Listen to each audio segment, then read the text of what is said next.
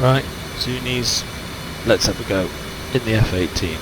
Stores page, master arm is on, switch air to ground on, hit the soft key for 10S and it will it will select your first left station.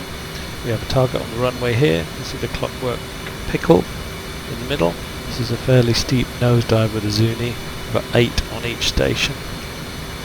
32 of these bad boys. It's all manual fire. One click on the weapon release red button will fire one rocket. Hold it down and it'll sequentially release all of them. We'll be nose diving at about 350. Sorry, shifting around in my seat. And I'm going to get that pipper right in the middle of the clock onto the target. Give it a bit of pace.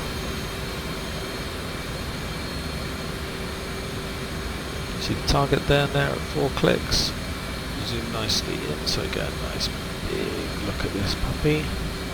The centre dial will unwind as it finds the range. This is a very shallow dive.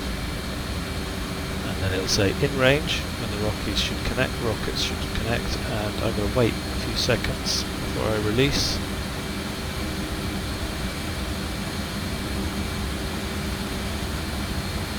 There's main range. Away they go.